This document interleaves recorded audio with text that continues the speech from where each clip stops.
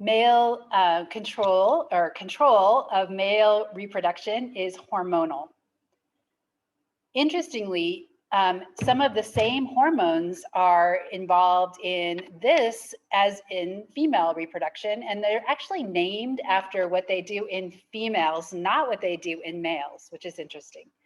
When we look at the hypothalamus, this is actually part of our nervous system. So remember that there's this interaction between systems. The nervous system, in this case, can produce hormones. And so it produces a hormone called GnRH. And so this is a hormone, I'm going to change to purple, is called the gonadotropic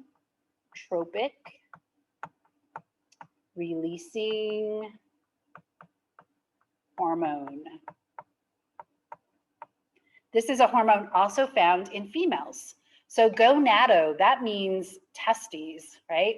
So this is a releasing hormone because it's not going to act directly on the testes, but it's going to react or interact with the anterior pituitary.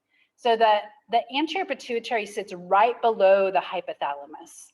And it is actually the master control endocrine gland, super important. When we look at what the anterior pituitary produces, it produces LH and FSH. These are named after what they do in the females, and so I will define them there. But follicles stimulating hormone, there are no follicles in the testes, and luteinizing hormone, that refers to what it does in the uterus. But before they named these, they discovered that, or after they named them, they must have discovered that they're the same hormones involved in males. So FSH, this stimulates sperm production.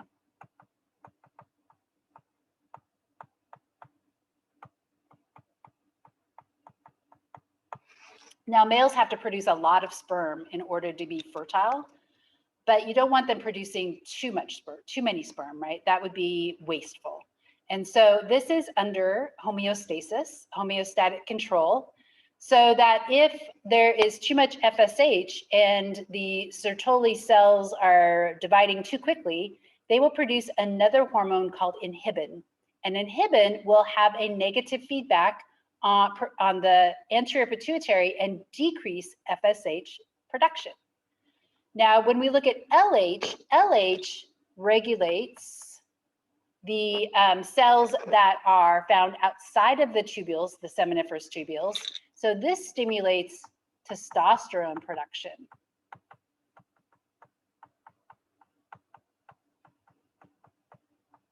Again, there's probably an optimal level of testosterone.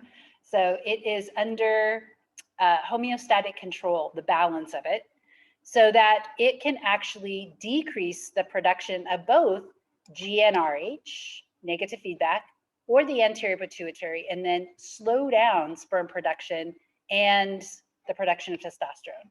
So obviously, if you're infertile, you know, maybe it has something to do with the homeostatic imbalance.